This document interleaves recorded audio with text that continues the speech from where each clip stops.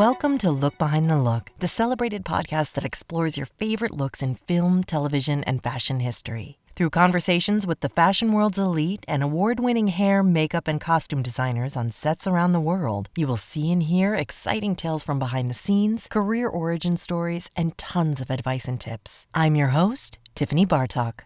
Hey everybody, thanks for joining me. This week we are talking costumes, and I'm talking with costume designer Antoinette Messam. We're talking about Secret Headquarters, which is an Owen Wilson movie that's on Paramount Plus right now. It's a great family movie. If you're looking for something to all watch together on the weekend, highly recommend. It's super fun and it flies by. And did I mention the costumes? We're going to talk about them in this episode, and Antoinette's going to share this amazing desire to jump into new things, which I found so inspiring in our conversation. Sometimes I get kind of stale and stay in one place, and I was having one of those weeks where I was just like, what's it all about? And Antoinette was so surprisingly refreshing and really inspiring because she just keeps trying new things, even though she's far along in her career and could just rest on her laurels. She absolutely does not. I think you're really going to enjoy our conversation. And we also talk a little bit about The Orphan, which was an earlier project of hers. And so we dig into all of that just in time for Halloween. Enjoy and see you next time. Hey, Lizzie with Maya, 9 o'clock.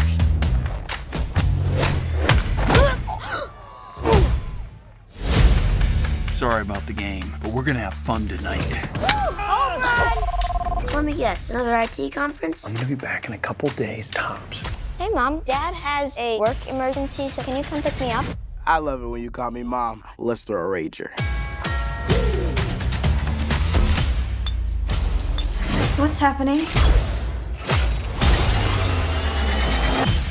Please don't touch me.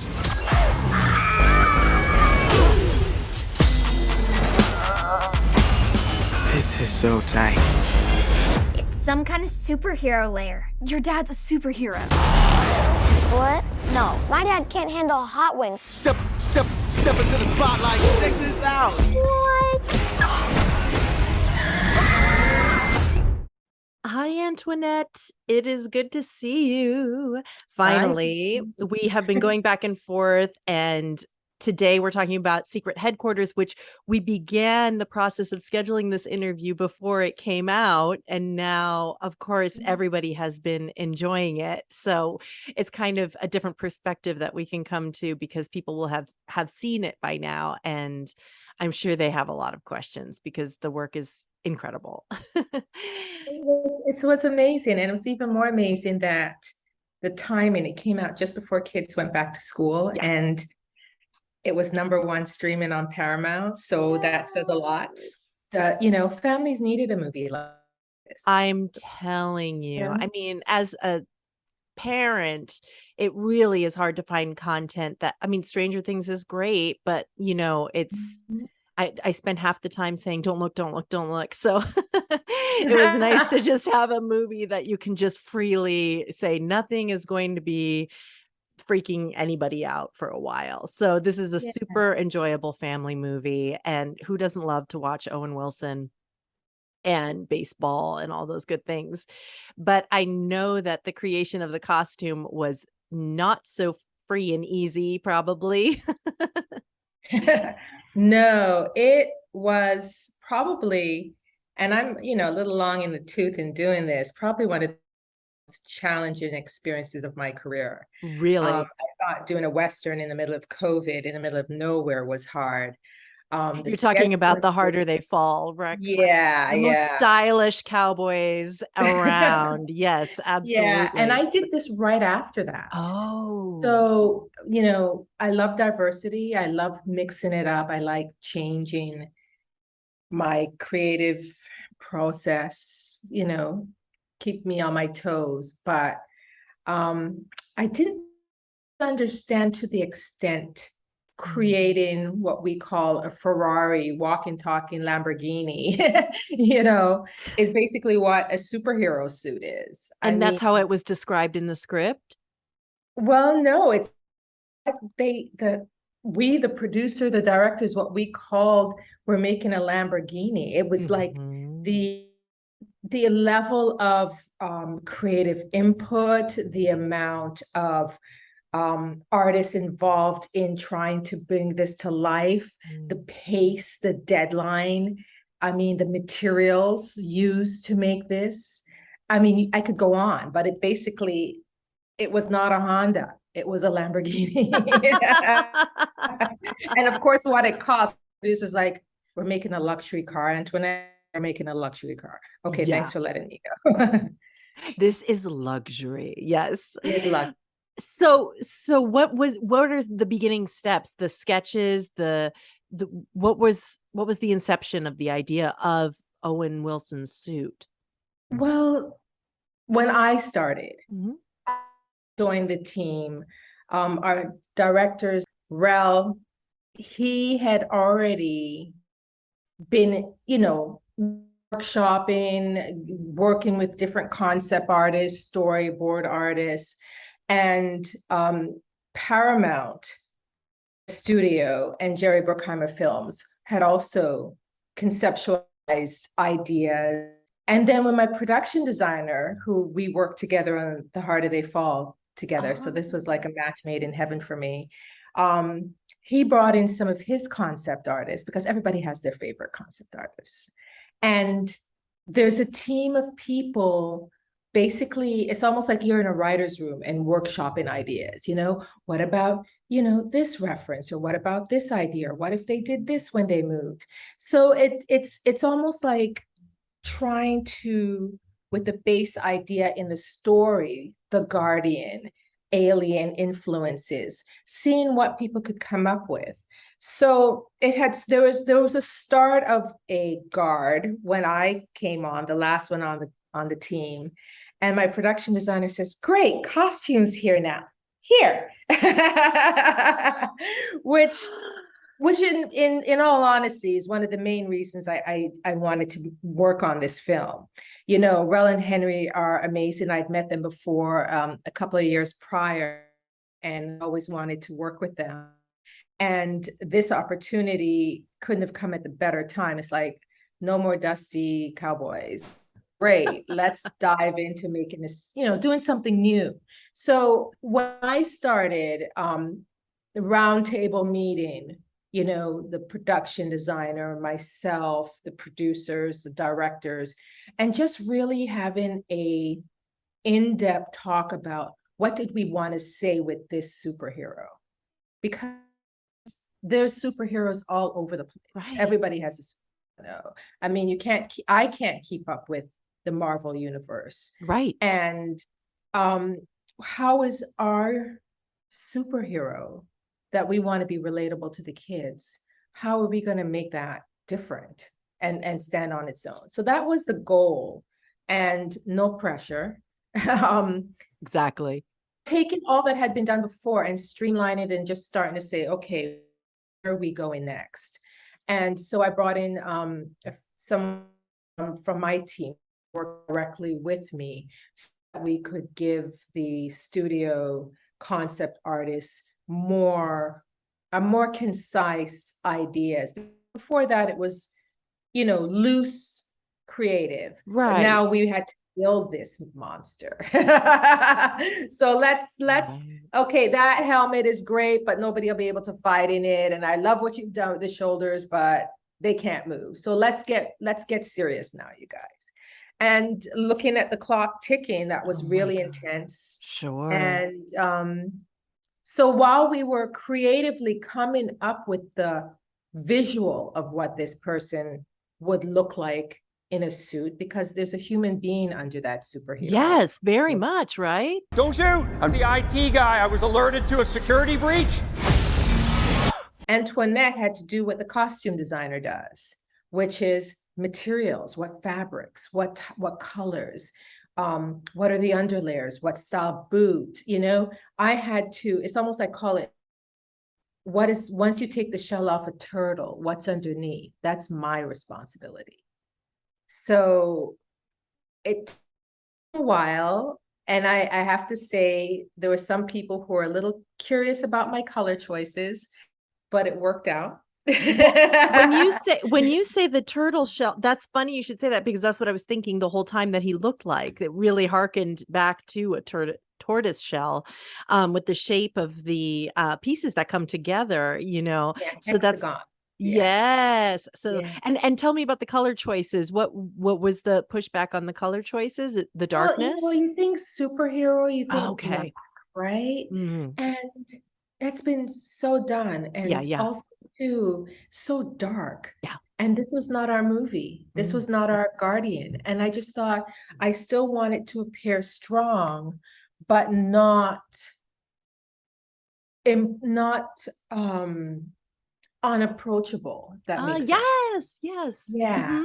Mhm. And Mhm. I thought, maybe if the tones were cool, blues, slate, stone-like, to work within the environment of the headquarters, but to stand out from the headquarters, because the headquarters was very dark. It was Yes. predominantly black.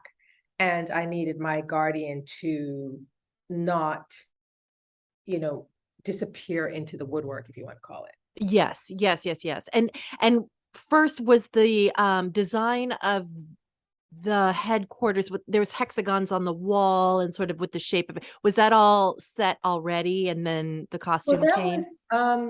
that came about with Martin Wist, Mhm. his design, and again with the story, with script driven, what this space looked like. Mhm. And Mhm. again, we're taking something that is alien, and how do we make that organic? Right. And that's that shape, as if you've watched the film, you see that spaceship and that orb has those hexagons on it. Yes. So we just translated that as the beginning and took it further into the interior of the building, the costume itself, the superhero costume itself. Again, how do you make something that looks so clinical, if that's the right word, Mhm. organic? Mhm. And that was a fine line. It's not making it so robotic that No. wasn't relatable. Yes, yes, yes. And how did you make the costume so flexible? That's all I could really be thinking about was he really gets around and it was Yeah, such a flexible well, costume. that again is what we do, because ultimately I have to take what is a concept and make it something that is productive, because there Mm. were so many stunts in this movie. Well, Yes. we had to be able to move. And even though the hard armor is manufactured and doesn't move and can take a hit, it had to be designed in a manner that was flexible. Right. So my fabric underneath the suit was knit, obviously, Okay. but also I went one step further and I was able to find knit that was wicking, that Oh, it okay. took the water away from the skin when it Mhm. got hot, because we shot in the summer in Atlanta, hot Oh, really? Atlanta. Oh, no. Yeah, and just designing where, the movements. My FX creatives, they were incredible at spectral motion, and they workshopped everything on mannequins, movement, um, bringing in, trying it on to make sure that it could move, it was flexible. Because even though they were hard, they weren't hard at the joints. There was Okay. places that in which we designed it that there was mobility, which was really, really Mhm. important. He was like walking like this. Yeah. Right, right, right. And so how many suits did you make? In total, I think for Owen's character, we had 6, Yeah. 5 to 6 suits. I mean, we had a couple of hero suits, we had the stunt suits, we had the display suit. Yeah, there was a Were lot of. they different in any way in their construction, or were they all flexible, or was one more hard? Um, they were more the stunt suits had a lot more give, Sure. and in some places the hexagons were placed a little bit different to give them mobility, and also for us to to pack the hardware that these guys wear underneath, the Yeah. armadillos for the back, the knee pads. Sure. We fit them with all their gear on, and Okay. then suit over top, and then adjust as needed. Okay. Okay. And then, so this is just one suit. I mean, this is just Owen. We're talking about you were. Just Owen. I You mean, are. Michael Pena, Hold it. These things are warm. Yeah. So hot. You got the winter suit. God bless him. He, at first he was like, and then he just went for it. And I thought, I respect you taking this on the chin and making it funny and relatable. Yeah. And we didn't compromise the style or the look for either of these dads. Right. Right. Dad Right. bodies. We wanted to be real, Yes. Yes. And so so was there ever a time where you felt like, okay, how did you delegate this? How did you delegate all of the superhero costumes, and then also there's everyday wear? How did you organize all of Well- what you had to concentrate on? I mean, this is gargantuan task here. It takes a village. Yeah. It takes a village. Early on in the development stage, I had a superhero. I call her my superhero ACD, Okay. who helped me in Los Angeles with the materials and the printing and sourcing, even something as simple as going to rental houses and finding different armor materials and colors and taking it to the FX shop to say, let's test this finish, let's test that finish, because it's that everything is a process, Right. testing the fabric to see if it would work and if it would print on. I had several print shops in that hexagon, what style, what weight, what weight of graphic. Do we see a little bit of it? See a lot of it? But the FX shops, Spectral Motion, their responsibility was to, with me providing the materials for this undersuitings and the boots and etc., to build the superhero suit. So that Okay. was done in one shop. Okay. And then in my Atlanta shop, where we prepped and shot the movie, I had a team of buyers, background. We created those baseball uniforms from scratch. We custom fun.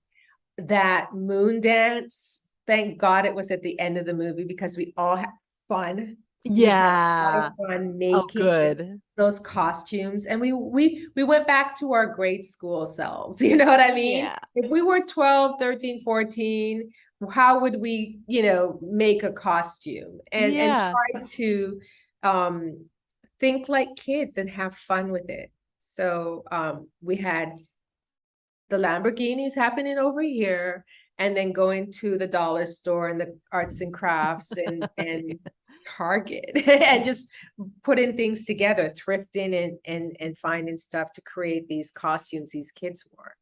Amazing. How reliant are you on a 3D printer in this process? Where does it play?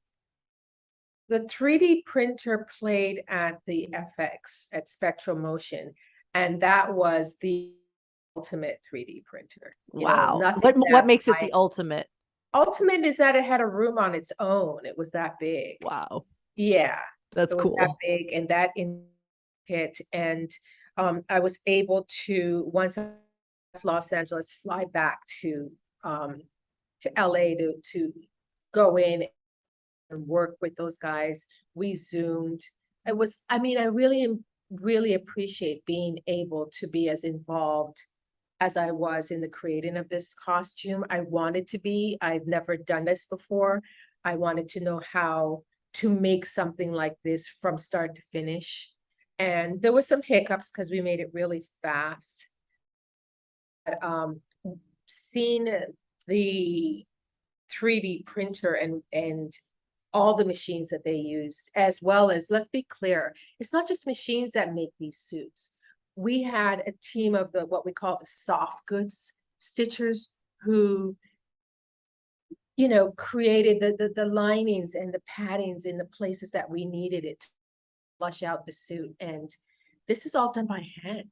So as much as you think in this 2022 that everything is done by printers and machines, so much is still boots. That one of the boots that we sampled was handmade for Wow. the superhero suit. We ended up finding something on Amazon that worked. So it's like, which is more comfortable, Owen? Okay, going with the Amazon. So you say that this is the first time that you have superheroed, but I would never know, obviously, watching. It was flawless. But what made you step up to that challenge? Some people would just be like, oh no, I do not do superheroes. You wanted to see it start to finish in the process, but what tell me a little bit about what pushed you over the edge to convince you.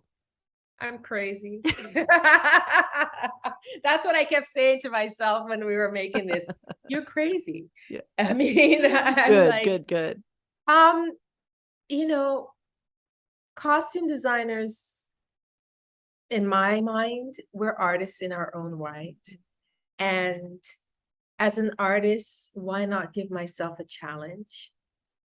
Did I know I was doing it in superheroes time span? No, I didn't realize that I kept being told no one's ever made a suit this quickly. Wow. And I give props to everyone who worked around the clock to make it happen. But it excited me to try something new. That's so inspiring, because some people just like at this point, we're just clocking in and clocking out, and I love hearing that people are inspired to, because with COVID and everything, we got the opportunity to reflect and really, when we started up again, choose what we were going to let enter our lives. And so it always inspires me that after the reset, some people are like, I want to do this now, and you succeeded. So I mean, I assume that Owen, what was he like to work with? I assume he was collaborative, but maybe he wasn't. God. Maybe he just did what he was told. No, he's so much fun. How am I supposed to say, oh, by the way, some alien power source chose me to be the guardian of the planet? It makes you sound crazy, right? Yes. I mean, Okay. I adored working with Owen. I would work with Owen again in a heartbeat. I have a feeling you will. I have a feeling there's going to be more of these, Antoinette. I'm sorry to say. Oh, wow. Well, we learned a lot the first time around, so we'll see what Yeah. happens next. Owen was incredibly collaborative. I mean, first, before we even got to the superhero suit, we had to talk about Owen the dad. Who was this person? Right. Who was he when he was not in the suit? What did he wear when he was at home? What was his look? What could we do to make it, or I use this word a lot, organic, because when I say organic, I need to look at that person and feel like they're wearing their own clothes. Right. And they could step off the set and get into a car and drive home, and it would look Yes. natural for Right. this character, I mean, he plays different characters, like on Loki, that is not the case. Mhm. So I think for him, he's a dad of kids similar age to Walker. So he wanted it to feel real. And then we could then discuss what was needed and where would we go then with the suit, and then most important for Owen is he wanted to be comfortable and be able to move and not feel hindered in his movements. I mean, that's what makes it so believable. If you are awkward at all, it's just not going to work or sell or pay off. So it was that was the most impressive to me, is like, I can't believe that. And I think it was at the dance when I really noticed it, because he was like hugs her, and I'm like, he can hug in this suit. This is He can amazing. hug, he can move, he could do Yeah. backflips. Yeah. Well, the stunt guys could do backflips. Yeah. So cool. And then before this, you were on a feature as well. I'm sorry. Is The Harder They Fall? It's a feature. Yeah. Yes. Okay. Thank you. I'm like, is it a show or a feature? It's a But streaming thing. It kind of confuses people. But I know these days I can't keep it track because then also to make it more complicated, sometimes the limited series, the episodes are as long as a feature. So right? so it's all just a blur. But the style for that was just impeccable. And so I think that's something that carries over in your work is everybody's got their swagger and everybody's got their Oh, style. That's something that you can really see. thank you. I off the subject again, I just this morning talked to Isabelle Fuhrman from Orphan for Ah! another episode. Doug, the makeup artist on the sequel or the prequel, Yeah, we were talking about that for a Halloween episode. And so you worked on the Orphan, obviously. So you knew original. Isabelle when she was 12 Yes, in the yes. original. And can you talk to me a little bit about that experience? I'm kind of surprising you with this, but Wow, it's all good. yeah, That movie has a special place in my heart. sure. I'm Yeah, positive because everybody replicates it to this day for to this Halloween. day, and I around Halloween, I expect the posts and the tags and the requests for Yeah. costumes and where to find and how did I come up with this. So again, it's the gift that keeps giving. Aw. I mean, it was an amazing collaborative experience.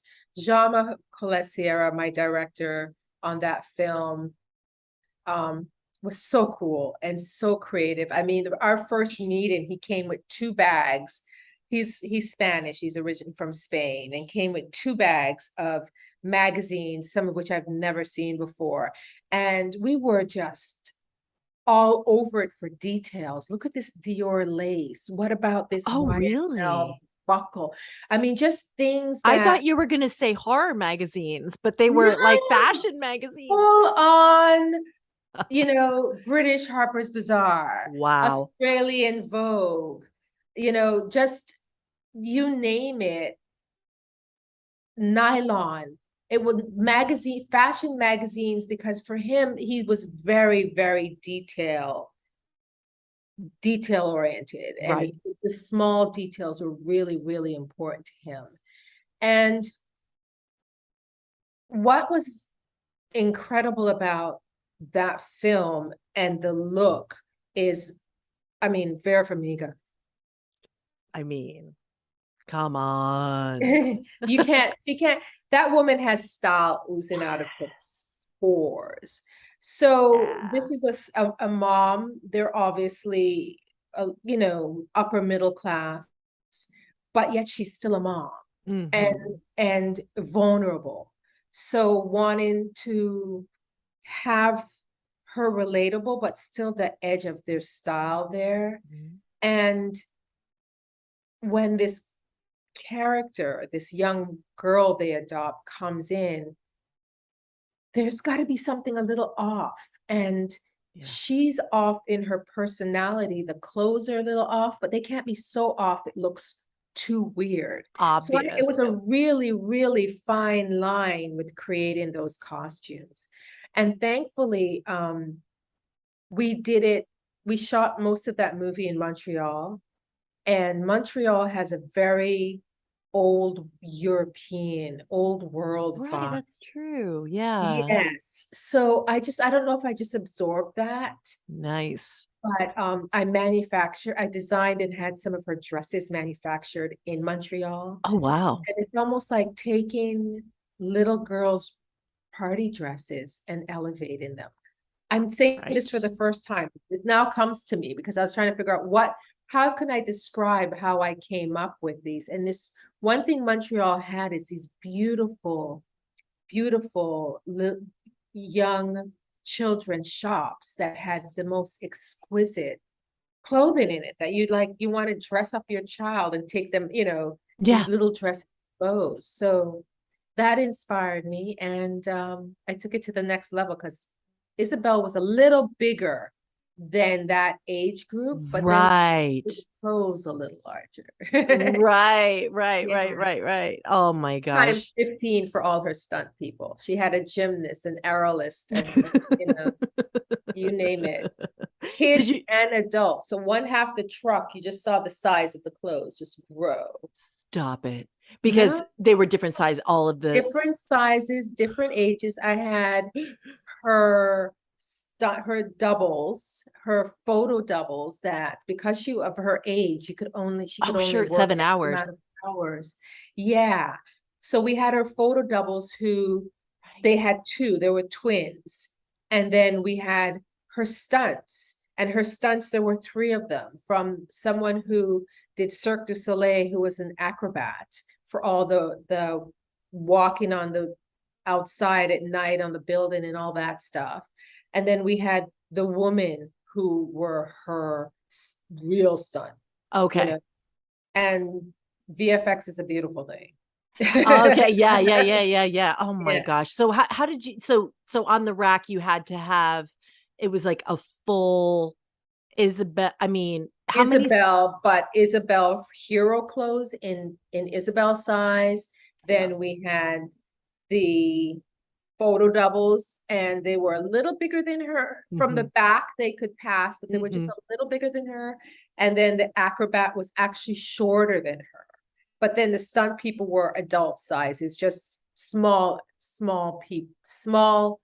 women. Okay. They were Yes. about, 5'2", but they were stunt people with women's bodies.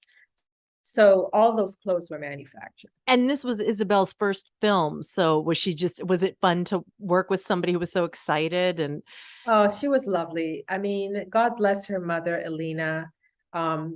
Isabelle was precocious, curious, intelligent, smart, but so well behaved and so respectful. And, her mom made it clear she was working, but she was also still a kid. yeah. Oh, So good. for her birthday, the whole crew came together in the lunchroom with the cake. And I mean, I think she turned 13. Oh, wow. on That's a the film. big one. Yeah. Oh Yeah. my gosh. That's an amazing way to celebrate your 13th birthday Yeah. on a film set. What is next for you, Antoinette? Well, it's very new. I I'm love a very look like excited. right before you It's said so that you gave a little look to the side and you had a look of glee. So I know that you're really excited about what you're about to say. I'm going back to working with Mr. James Samuel on his next film. Oh, wow. Amazing. Yeah. That working on The Harder They Fall was amazing experience. Working with the director so closely to create this world. And we're about to do it again. We're going to be working on the Book of Clarence. I head to Italy real soon. Oh, wonderful.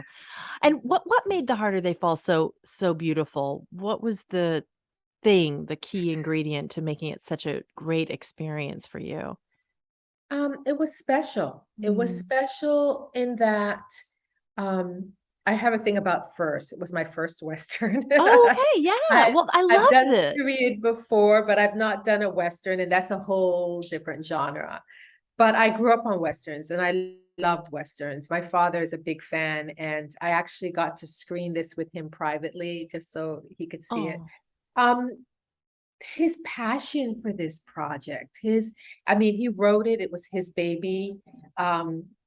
The inclusion of music, I love music. I always have music playing, but music that I grew up with, reggae. And just being able to collaborate as an artist with fellow artists. I mean, I'd see a swatch of fabric that I loved, I'd immediately text the color to Martin Wiss, our production designer.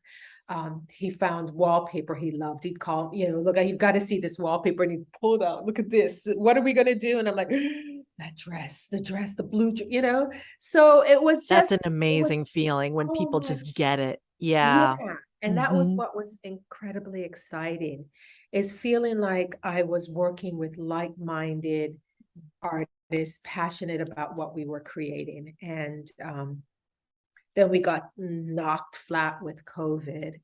And I mean, we were going to camera Okay. literally. We stopped just as the cast arrived in New Mexico, and we did our gallery shoot, and we we're just about to do our first day of camera. It was like the Thursday, and Oh the my whole God. world shut down the following week. Oh my Yeah. God. And then when did you pick up again? We picked up, this was in March, we picked up again in August, Okay. September. Yeah, and new faces, new challenges, different way of working. It was really, really, we were the first feature film for Netflix Oh, to wow. come out.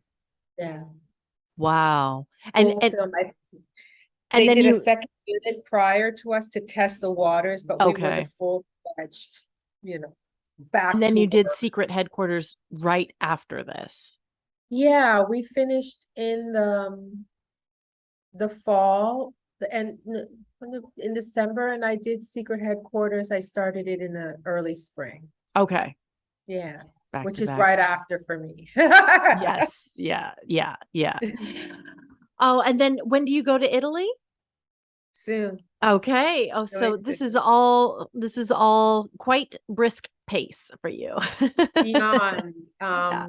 I was just in Europe, so I'm fortunate to have experienced what it is working over there, and I love it. And so I'm looking forward to going back to Italy, and I'm going to be a little better at the eating. Going